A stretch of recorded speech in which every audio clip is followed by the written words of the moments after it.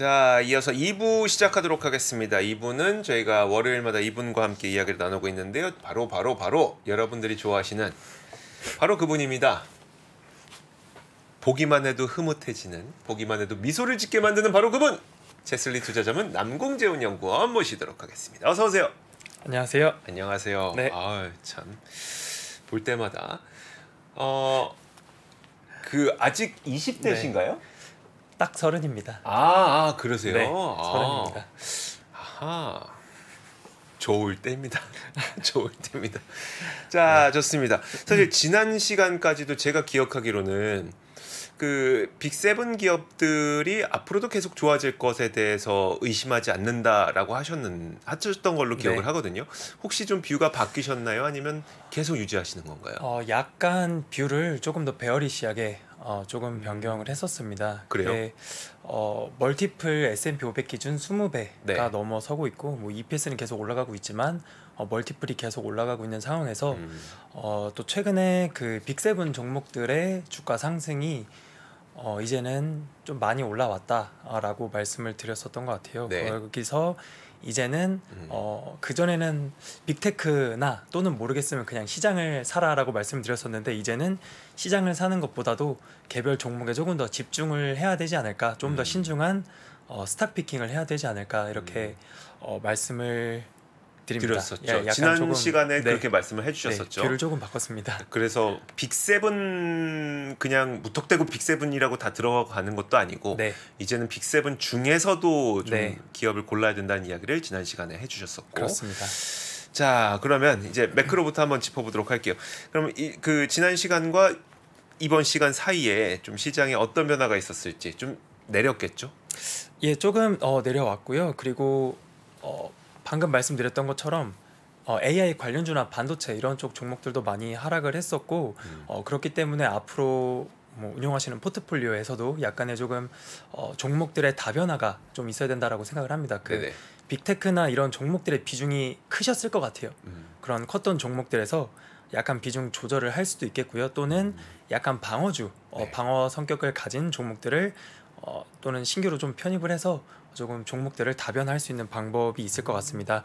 일단 주요 지수들 수익률부터 보시면은 그래도 여전히 반도체 지수가 가장 강한 모습입니다. 필라델피아 반도체 지수 연초 대비 46% 오르고 있고요. IT 쪽 여기도 한 40%, 커뮤니케이션 서비스 이쪽도 한 40% 오르면서 이쪽이 강한 가장 모습입니다. 그래서 S&P 500 지수 저점 대비해서 한 25% 정도 올라왔고요. 또 EPS 그 추정치가 계속적으로 또 올라가고 있습니다. 거의 132달러까지 올라왔거든요. 이야, 많이 올라왔네요. 네, 많이 올랐습니다.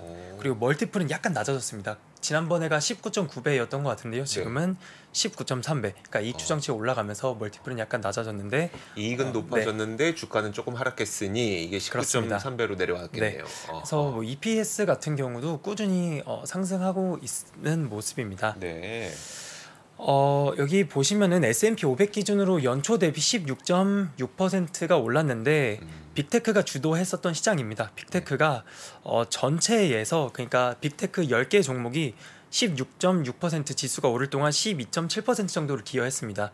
나머지 490개 종목들이 4% 오른 겁니다. 여기 파란색 이 부분이 S&P 500의 나머지 490개 종목이고, 주황색이 상위 10개 종목입니다. 네네.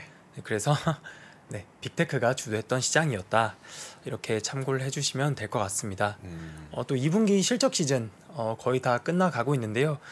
제가 좀 눈여겨본 거는 IT가 지난 6월 말에 마이너스 3.5%였습니다. 그 이익 추정치가. 근데 지지난주에 마이너스 0.6까지 올라왔고, 이번에는 1.1% 또 크게 상향 조정이 됐거든요. 그래서 이 IT 섹터가 또 뭐 애플이나 마이크로소프트 그리고 또 엔비디아 또는 뭐 브로드컴 이런 그 필라델피아 반도체 지수 내에 들어있는 종목들이 또 IT 섹터에 많이 들어가 있거든요. 그래서 이 IT 섹터의 이익 추정치가 마이너스 3.5에서 갑자기 1.1%로 이렇게 상향 조정이 된 게 조금 의미 있지 않을까, 이렇게 또 보고 있습니다. 지금 반도체 기업들하고 애플, 마이크로소프트가 저쪽에 들어가 있는데 지난주까지만 하더라도 이익 추정치가 마이너스였다가 이번 주에 플러스로 전환됐다. 어디서 늘어났다고 보는 걸까요?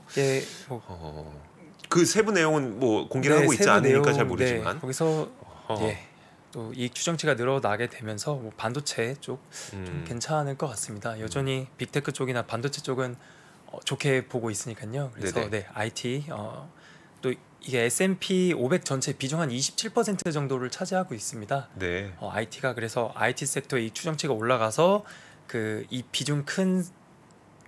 비중이 큰 종목들이 올라가게 되면 다시 한번 약간 시장을 좀 끌어올릴 수 있지 않을까 이렇게도 볼 수 있을 것 같습니다. 알겠습니다. 오히려 그러니까 우리가 방금 그 표를 다시 보면은 네, 자유 소비재, 그러니까 임의 소비재, 네. 뭐 아마존, 테슬라와 같은 임의 소비재가 제일 좋은 건 너무 당연하고, 그 다음에 커뮤니케이션 서비스, 뭐 메타, 구글 이런 것들도 괜찮은데 그것만 볼 게 아니라 오른편에 보이는 원래 마이너스였던 이익 추정치가 네, 플러스로 그렇습니다. 전환되는 IT도 좀 볼 네. 필요는 있겠네요. 그렇습니다. 네, 그리고 빅테크 쪽의 이익 추정치를 최근에 일주일 추이랑 YTD 추이 잠깐 보시면은 아마존이 지난주 실적 발표하면서 실적이 또 상당히 잘 나왔습니다. 이익 네. 추정치가 일주일 만에 17%나 상향 조정이 됐습니다. 그리고 테슬라도 한 2.2%, 엔비디아 0.9% 등등 다 이익 추정치가 상향 조정된 반면에 네. 구글 같은 경우에만 한 마이너스 0.6% 약간 하향 조정이 된 모습이 왜 나왔습니다. 그럴까? 여기 빨간 박스 있는 거 보시면은요, 여기 애플 같은 경우에 이 노란색 선이 주가고 파란색 선이 EPS 추이인데 네. 좀 잘 안 보이실 수도 있는데요. 파란색 선만 약간 꺾였거든요. 실적 발표하면서. 네. 예, 근데 이 EPS 추정치만 약간 빠지고 주가도 조금 같이 빠진 모습입니다. 그리고 뭐 엔비디아, 메타, 아마존 이익 추정치 주가 다 같이 좀 동반으로 올라가고 있는 모습이고, YTD로 보면은 엔비디아 같은 경우 이익 추정치가 또 123%, 메타 51%, 아마존 36% 등등 이렇게 되고 있는데 여기 보시면 테슬라가 이익 추정치가 연초 대비 마이너스 20% 빠진 걸로 나와 있거든요. 네네. 네, 최근에는 오르고 있어서 그동안 이익 추정치가 이 차트 보시면은 여기 또 파란색 표입니다. 네네. 그동안 많이 빠졌다가 다시 또 가파르게 반등하는 모습이 나오고 있어서 최근에는 계속 그 EPS 추정치가 또 상향 조정되는 모습이 나오고 있습니다. 되게 특이하네요. 그러니까 저는 네. 가격 인하를 계속 한다고 하니까 이게 네. 이익 추정치가 좀 내려가는 줄 알았는데 오히려 네. 최근 들어서는 YTD, 그러니까 올해 시작부터 지금까지는 이익 추정치가 20% 떨어진 거 맞는데 그렇습니다. 최근엔 다시 이익 추정치가 높아지고 있다고요. 그렇죠. 그 전에는 마이너스 폭이 더 컸겠죠. 더 컸겠죠. 더 컸었다가 최근 들어서 계속 올라오면서 상향 조정이 되었습니다. 여러분 이런 거는 좀 어떻게 봐야 돼요? 그러니까 이익 추정치가 높아지는 게 좋은 건 알겠는데 이게 뭔가 약간 기술적으로 우리가 좀 봤으면 좋겠거든요. 그러니까 네. 일단 상향 조정이 계속 돼야 네. 좋다라고 생각을 하고 있는데, 제가 다음에 표에 또 준비를 했는데요. 아, 그래요? 제가 어도비랑 비슷한 관점으로 그런 종목들을 전 좀 찾고 있습니다. 네네. 그 EPS는 계속 올라가는데 주가만 빠진 종목들을 네네. 좀 계속 찾고 있거든요. 저희가 개별 종목들을 고를 때 지금 사실 미국 시장은 정말 사고 싶은 종목이 너무 많아요. 네. 근데 저희가 또 돈은 한정되어 있잖아요. 네네. 그래서 뭐 한두 종목을 다 사도 좋지만 미국은 정말 사고 싶은 종목들이 많은데, EPS 추정치를 보면서 EPS 추정치가 빠지는데 이게 추세적으로 빠지는지 아니면 잠깐 단기적으로 빠졌다가 다시 올라가는지 보기 위해서 이 차트는 간단하게만 해놨는데, 제가 보는 표에는 뭐 일주일, 1개월, 3개월, 6개월 이렇게 쭉 표를 다 해놓습니다. 그래서 마이너스가 지속적으로 나오게 된다면 저는 약간 비중 조절을, 약간 비중 축소를 하는 편으로 이렇게 대응을 하고 있는데, 이게 구글이 또 다음 주 돼서 EPS 추정치가 다시 올라올 수도 있거든요. 네네. 그래서 이런 거를 기간별로 디테일하게 일주일, 1개월, 3개월, 6개월, 뭐 YTD 1년 해서 제가 만든 표로는 매일 같이 보고 있습니다.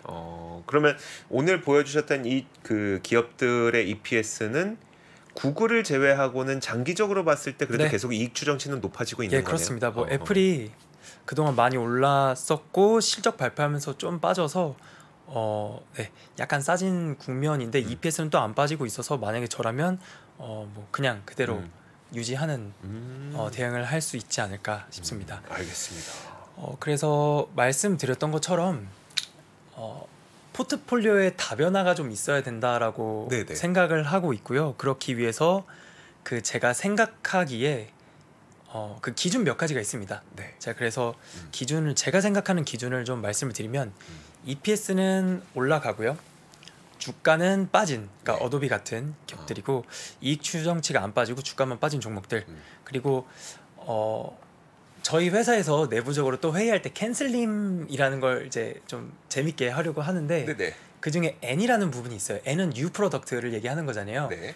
그 회사가 신성장이라고 하죠. 네. 신성장. 원래 하던 거 말고 앞으로 뭘 할 거냐. 네. 예를 들면 뭐 XK 하이닉스는 뭐 HBM 이런 거 하면서 많이 오르고 있듯이 네. 미국 회사들 중에서도 기존에 하던 거 잘하는데 앞으로 뭘 잘할 거냐라고 했을 때 제가 지난번에 어도비는 네. 원래 하던 사업도 잘하지만 앞으로 AI가 붙으면서 더 좋아질 거다라고 말씀드렸었던 적이 있는데 그런 관점에 네. N 새로운 사업을 새로운 모멘텀이 있는 기업들 그리고 돈 잘 버는 회사들 좋아합니다. 네. 매출 총익률 70% 이상, 영업이익률 못해도 한 30% 이상. 그리고 또 ROE가 높으면 좋거든요. 네네. ROE가 높은 기업들 이런 기업들을 보고 있고 공격이면 공격 또 방어면 방어 할 수 있는 종목들이 있습니다.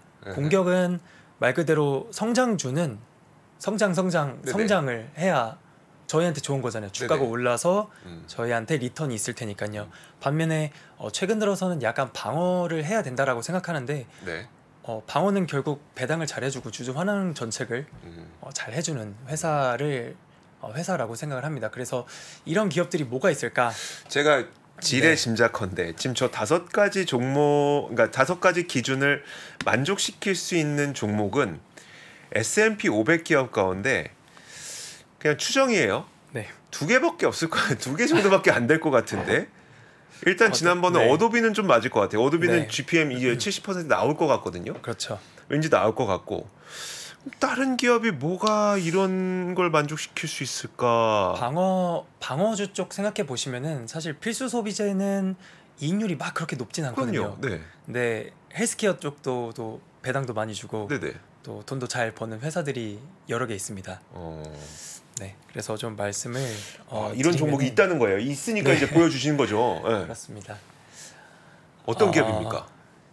이 어도비랑요, 네. 일라이릴리랑 노보노 디스크라는 NVO랄 티커를 가진 회사입니다. 이거 비만이 이게 네. 이게 다이어트가 대세네. 네. 다이어트가.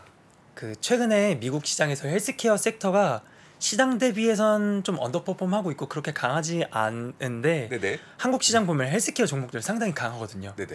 그게 한국은 상당히 강한데 외국은 아직은 약간 강하지가 않고 그리고 뭐 비만 네. 또 신성장 음. 캔슬림의 N에 해당하는 부분이고 일라이릴리랑 노보노디스크가 그 중에서 비만 시장은 다 가져간다라고 생각을 하고 있습니다. 그리고 노보노디스크가 위고비 싹 센다. 그렇죠. 그다음에 워낙 유명한 회사죠. 일라이릴리가 마운자로. 그렇습니다. 마운자로를 이제 그 비만 그렇습니다. 치료제로 만들고 있는. 네. 네.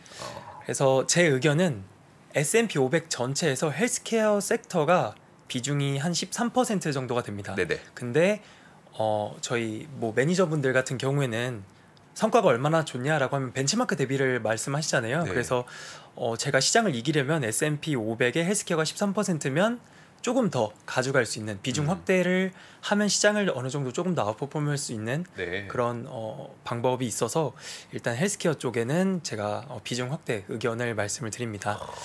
먼저 어도비를 잠깐 보시겠습니다. 여기 지난번에 한번 말씀드려서 네. 간단하게만 볼 건데요.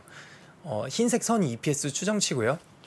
주가랑 멀티플은 다 빠졌었습니다. 네. 그래서 제가 지난번에 말씀드렸던 게 PER 이 레인지가 높게는 거의 50이고 낮게는 17배까지 갔었는데 네. PER이 40배까지 올라간다라고 하면 네. EPS 곱하기 PER을 했을 때 거의 전고점까지 그러니까 거의 $700까지 올라갈 수 있을 것 같다라고 말씀을 드렸었는데 일단은 네, 계속 좀 올라가고 있고요.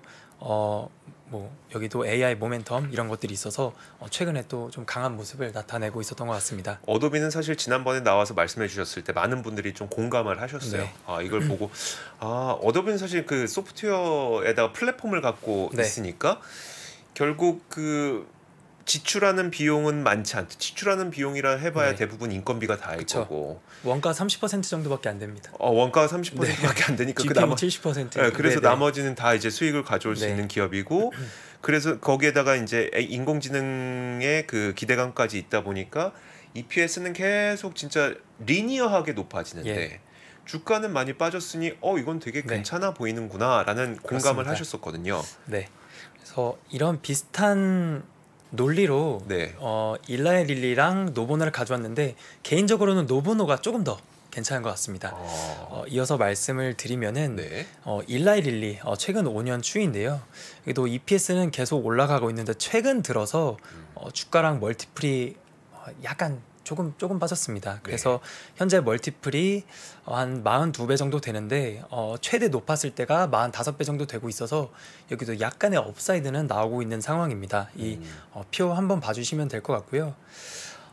이 손익계산서를 간단하게만 만들어서 봐주시면은 GPM 매출 총 이익률인데 79% 정도, 영업이익률은 29% 정도, 내년 기준 매출 총이익률 79%, 영업이익률 34%, 네. 그 다음에 영업이익률이 계속적으로 올라가는 거로 추정이 되어 있습니다. 거의 40%까지 가까이 될 거로 보고 있어서 말씀드렸던 것처럼 EPS 약간 빠졌고 주가도 네. 조금 빠졌는데 돈은 잘 버는 회사 그 중에 하나라고 봐주시면 될 것 같고요.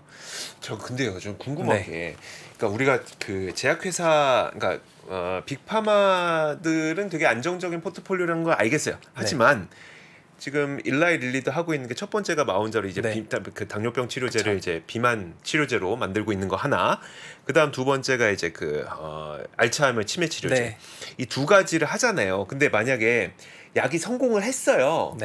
성공을 하면 이 정도의 이익률이 되는 거예요? 다 반영이 아니면 된 겁니다. 아 그래요? 반영된 거? 만약에 그만큼 성공을 못하면 이게 달라질 수 있는 거예요? 일단 일라이 릴리 같은 경우는 지금 3상 진행 중에 있고 성능 같은 경우는 좀 어느 정도 나와 있는 상태입니다. 그래서 내년 뭐 10월 정도에 출시 예정이고 일단은 그 삭센다랑 위고비 두 개가 그러니까 노보노가 비만 시장은 다 잡고 있습니다. 그래서 이게 뭐 임상 실험에 따라서 가봐야겠지만 일단 3상 진행 중이고 내년 하반기 정도에 나올 예정이어서 일단은 뭐 어느 정도 반영이 되어 있는지는 더 봐야겠지만 그거를 뭐 그게 아니더라도 이전부터 돈을 못 벌던 회사는 아니거든요. 펀더멘털이. 그래서 뭐 GPM 같은 경우도 거의 80% 가까이, OPM도 30% 가까이 내던 회사에다가, 그리고 뭐 뒤에 이어서 말씀드리겠지만 지난 한 14년 동안 그 연간 기준으로 음봉을 기록한 적이 딱 3번밖에 없습니다. 그러니까 마이너스 수익률을 기록한 적이 3번인가 4번밖에 없습니다. 지난 14년 동안. 그러니까 가지고 갔으면 어쨌든 어느 정도는 수익이 매년 날 수 있었던 거죠.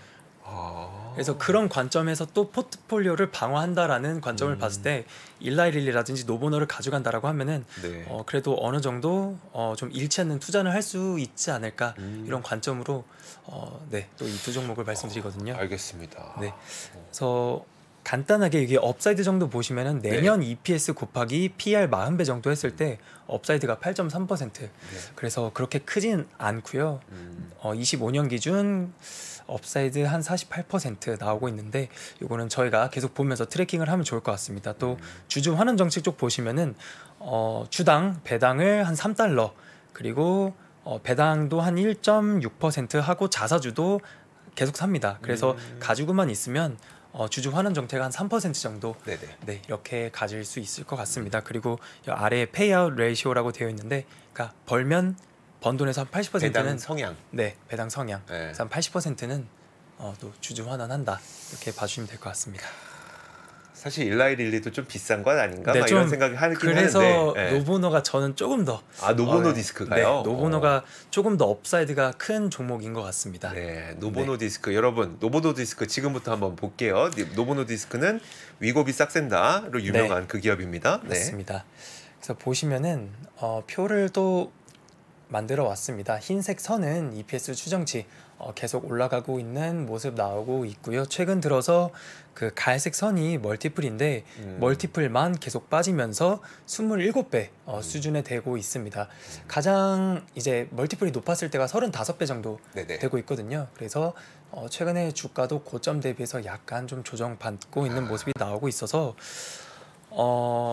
일라이 릴리보다는 업사이드가 조금 크지 않을까라고 있고, 신성장, 삭센다, 위고비 이런 게 있는데, 삭센다 같은 경우는 저희가 그 주사를 매일 하루에 한 번씩 맞아야 되잖아요. 1일 1회. 그죠? 1일 1회. 위고비는 일주일에 한 번 정도만 일주일에 한 번. 맞으면 되고 또 성능도 뒤에서 말씀드리겠지만 되게 좋습니다. 밸류에이션 매력도도 지금 27배 정도인데 최대 35배 정도여서 한 멀티플 30배 정도 넘어간다라고 했을 때 업사이드가 내년 EPS 곱하기 PER 35배 정도를 했을 때 한 37% 정도 나고 있거든요. 그래서 한 $200 또는 한 $213 매년 실적 기준으로 이렇게 되고 있고 이쪽에서도 뭐 배당도 하고 자사주 매입도 하고 소각도 하고 등등 해서 연간 기대해 볼 수 있는 주주 환원율은 한 3.4% 정도 될 것 같습니다. 최근 5년 평균이 한 4.3% 정도 나오고 있습니다.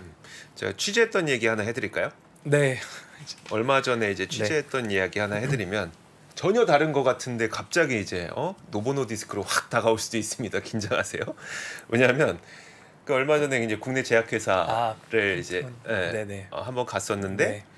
그 제약회사에서 주력으로 하고 있는 상품이 성장 호르몬이었었어요. 네. 근데 그 성장 호르몬이 국내 2위를 하고 있더라고요. 근데 국내 3위 성장 호르몬 회사가 있었는데 그게 외국계 회사였었고 네. 어쩌다가 그러면 2위까지 올라서게 됐어요? 라고 물어봤더니 그러니까 외국계 제약회사의 성장 호르몬이 품절이 됐대요. 그래서 그 시장을 딱 노려서 국내 2위에 기업이 쫙 해갖고 이제 시장 점유율을 높였는데 그 품절 이슈가 있었던 기업이 바로 노보노디스크였습니다. 네. 그러니까 왜 품절이 있었어요? 물어보니까 위고비랑 싹센다 만드느라고. 네. 그러니까 제가 무슨 말씀드리고 싶은 거냐면 진짜 전 세계 위고비 싹센다를 그 공급하기 위해서 허덕이고 있다는 얘기를 드리고 싶은 거예요. 그러니까 그 정도로 맞습니다. 하다 보니까 본인들의 제품인 성장 호르몬조차 못 만들 만큼 그 인기가 네. 많다는 거를 제가 그거를 이제 취재하고 그 정도구나라는 거를 좀 네. 느꼈었던 요즘도 얼마 없어서 못 판다 또는 뭐 일주일에 처방 건수만 15만 건수가 넘어가고 있는데 최근에는 너무 많이 와서 광고도 중단시키고 또는 신규 환자 유입을 약간 막고 있다고 하더라고요. 그러니까 좀 그런 얘기도 있습니다. 너무 많아서 너무 많아서 정말 너무 감사합니다. 하더라고요. 그리고 이 표에서 잠깐 보시면은 강조드리고 싶은 부분은 사업부 중에서 비만 관련 사업부가 있는데요. 네. YY 성장률 보시면은 2022년 때 YY로 79%, 150%, 그 다음에 46%, 33%. 그래서 이 비만 관련한 쪽에서 성장률이 향후에도 좀 지속적으로 나타날 수 있지 않을까. 그래서 이런 부분에서 신성장이 있다라고 말씀을 드리고 GPM 84%, OPM 43% 이렇게 나오고 있어서 돈도 잘 버는 회사다 이렇게 봐주시면 될 것 같습니다. 좋네요. 그래서 이런 저희가 앞서서 말씀드렸던 것처럼 이런 두 종목을 가지고 갔을 때 저희가 좀 방어를 어떻게 할 수 있겠느냐라는 걸 말씀드리려고 이 표를 만들어 왔는데요. 일라이릴리 보시면은 시장 대비 언더퍼폼은 5번 정도 했었습니다. 근데 연간 수익률을 마이너스 기록한 거는 딱 2번. 2010년, 2016년에만 마이너스 수익률을 기록했었습니다. 그래서 또 마이너스 2%, 마이너스 13%. 이 정도면 나쁘지 않다라고 생각을 하거든요. 그래서 그냥 계속 가져가면은 계속 성장하는 또 노보노디스크 같은 경우도 연간 마이너스 수익률을 기록한 적은 딱 2번밖에 없었습니다. 그래서 성과가 상당히 좋은 거거든요. 연간 플러스 수익률 12번씩. 그래서 시장을 이길 수 있는 확률을 저희가 히트 레이시오라고 또 얘기를 해요. 그래서 시장 대비 아웃퍼폼 할 수 있는 확률이 약 한 71%에서 79% 정도 나오고 있어서 시장을 이길 수 있는 포트폴리오 또는 종목, 안정적인 포트폴리오, 매년 좀 성과를 낼 수 있고 잃지 않는 투자를 할 수 있는 종목 중에는 이 헬스케어 쪽에 일라이릴리랑 노보노디스크가 또 굉장히 좋은 회사인 것 같아서 오늘 또 이렇게 자료를 좀 준비해봤습니다. 강원랜드보다 훨씬 낫네요. 히트레이시 거의 49대 51인데 보다 훨씬 낫네요. 79대 71. 다음으로 종목들을 좀 말씀드렸는데 그러면 비만 시장은 좀 어떻게 보고 있느냐라고 하면은 모건 스탠리의 자료를 참고를 했습니다. 일라이릴리랑 노보노디스크가 비만 쪽 시장을 다 잡고 있다라고 말씀드렸는데 2030년까지 모건 스탠리에서는 54빌리언 달러의 시장을 전망을 하고 있습니다. 그래서 2024년부터 30년까지 CAGR로 35% 성장한다. 저희가 CAGR로 성장률을 봤을 때 20-30%면 굉장히 강하게 엄청난 성장을 하는 거죠. 거거든요. 이렇게까지 신성장할 수 있는 이런 제품군 이런 게 있을까 하면 30%는 정말 큰 CAGR 성장률이라고 보고 있고, 전 세계에 모건 스탠리에서 발표한 자료인데요. 6억 5천 명 정도의 비만 환자가 있다고 합니다. 거의 7억 명 가까이가 비만 환자인데 전 세계 인구가 한 80억 명 정도 되거든요. 그래서 비만 환자가 약 8%가 있는데 모건 스탠리에서 또 35년까지 약 전 세계 25%의 사람들이 비만 치료를 받을 것이다. 80억 기준 하면은 한 20억 명 네. 정도 되는 거거든요. 그래서 비만 환자가 거의 한 2배 반 더 늘어날 거다. 그래서 좋지는 않은 것 같지만 비만 시장도 커지고 비만 환자도 계속 늘어날 거다. 이렇게 전망을 하고 있고요. 그러니까 이게 비만 환자 가운데 25%가 치료를 받는 게 아니라 네, 전 세계 그냥 사람 가운데 그렇습니다. 80억 명 가운데 25%가 비만 치료를 받게 네. 될 거다. 네, 그렇습니다. 어, 이렇게 된다라고 하고 있고, 그렇게 봤을 때 노보노디스크가 그렇다면 비만 시장의 시장 점유율이 어떻게 정도 되냐 하면은 거의 다 잡고 있지만 대충 한 당뇨 쪽이 한 54%, 인슐린이 한 45%, 또 이 비만 이쪽이 한 30%가 넘어가고 있습니다. 이 인슐린 식욕 억제 이쪽이어서 업계에서 일단 1등을 하고 있고요. 그리고 향후에 아주 나중에 시장 점유율이 어떻게 될 거냐라고 좀 자료를 준비를 했는데, 이건 미래셋 분들의 자료를 참고를 했습니다. 네, 2032년까지 네. 일라이릴리 그 마운자로가 전체 시장 점유율 37%를 차지할 거다라고 얘기를 하고 있고요. 위고비 같은 경우는 20% 이렇게 하고 있어서 둘이 합이 거의 한 60% 가까이 되고 있는데, 우측의 제품군 보시면은 네. 거의 다 일라이릴리랑 노보노 겁니다. 맞아요, 네, 맞아요. 박스 쳐넣기도 했지만 여기 네. 일라이릴리, 노보노 등등등. 네. 그래서 네, 앞으로도 비만 쪽은 일라이릴리랑 노보노가 좀 지배하지 않을까 그렇게 볼 수 있을 것 같고, 위고비 같은 경우에 앞서서 말씀드렸지만 주 1회 투약하시면 되고 68주 동안 주사를 맞았을 때 약 한 15% 정도 감량 효과가 있다. 약 16kg 정도 감량할 수 있는 효과가 있다라고 합니다. 가격은 한 $1,350 이렇게 되고 있습니다. 연간이죠?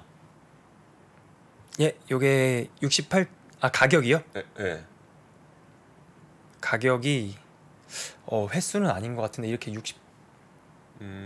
가격은 한번 더 알아보겠습니다. 네네. 네네, 이렇게 나오고 있습니다. 음. 그래서 네, 위고비랑 삭센다. 근데 네, 저게 가격을 좀 하기가 어렵대요. 네 맞습니다. 왜냐하면 그 이제 처방을 내리는 곳에서의 그 가격이 다 다르대요. 아, 네네. 네, 그래서 가격을 정확하게 이거는 뭐 1년에 얼마다라고 하기는 좀 어렵다고 합니다. 대략 저 정도. 네. 또 바이든 정부에서 뭐 인플레이션 이런 것 때문에 또 헬스케어 그 약값도 인하 뭐 이런 게 있잖아요. 네네. 그래서 약 가격은 조금 더 떨어질 수도 있다. 음. 뭐 이런 내용들도 좀 있었습니다. 네, 그리고 말씀드렸던 것처럼 그 일라이 릴리의 마운자로는 3상 또 진행 중에 있는데 네. 72주 평균 약 한 13% 정도 감량 효과가 뭐 있었다고 합니다.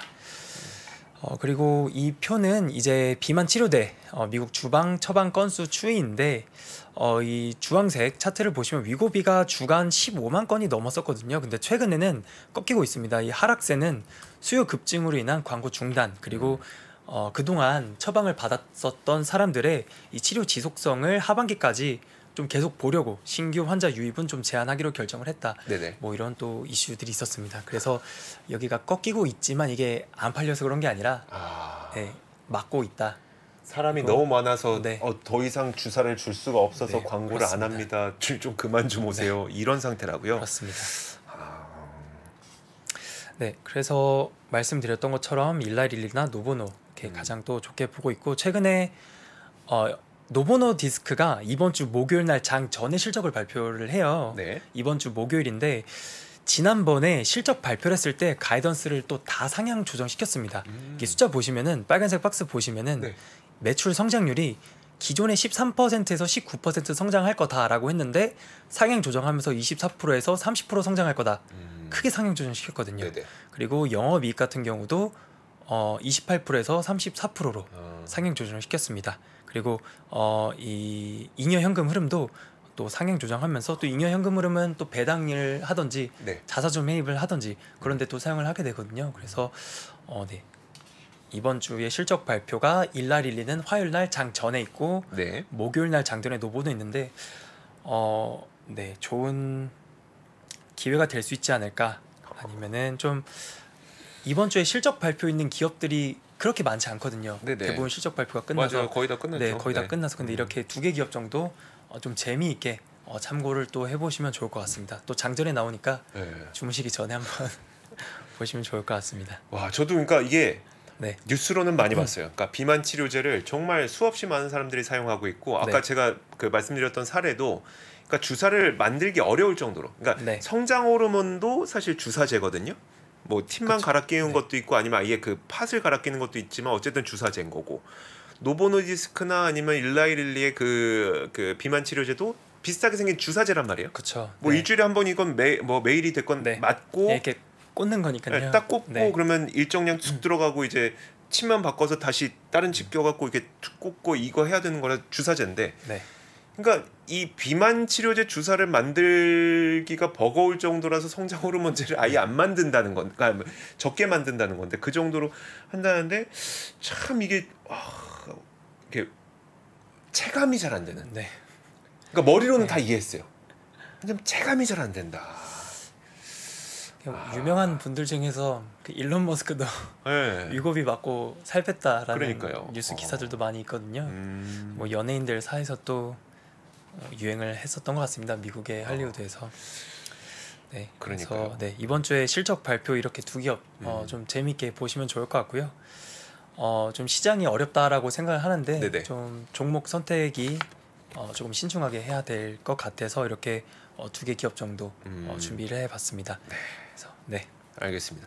혹시 다음에 가능하시면 그 저도 이제 약가가 약간 그 복잡해서 약가가 약간 복잡해서 좀 그때 정확하게 기억 안 나는 부분이 있거든요. 연간 얼마 정도 네, 네. 사용하게 되는지 혹시 가능하시면 네. 다음 시간에 좀 부탁을 좀 드리도록 하겠습니다. 하겠습니다. 자, 이렇게 저희가 이제는 스탁 피킹에 나서야 될 때다. 좋은 기업 가운데서도 더 좋은 기업을 찾아야 될 때다라고 지난주부터 약간의 뷰를 변화시켜 주셨던 남궁재훈 연구원으로부터 그러면 어떤 기업이 그 조건에 맞는 기업인지 소개를 해주셨습니다. 역시 살만 빼면 모든 게 다 행복해지는 것 같아요. 아우, 나 살 빼고 싶다. 자, 오늘도 남궁재훈 연구원님과 함께하는 살에 대한 걱정 전혀 없는 이분과 함께했던 이야기였습니다. 고맙습니다. 네, 감사합니다. 아시아 외환위기 이후에 글로벌 경기가 안 좋아질 것 같으니까 미국이 금리 인상을 천천히 하게 되거든요. 근데 이때 IT 관련 산업이 굉장히 빠르게 성장을 하는데 금리 인상이 생각보다 늦다 보니까 이게 뭘 만들게 되냐면 닷컴 버블을 만들게 됩니다. 외환위기부터 닷컴 버블, 금융위기, 인플레이션의 부활까지 대한민국 최고의 거시경제 전문가 오건영의 경제 이야기를 서점에서 만나보십시오.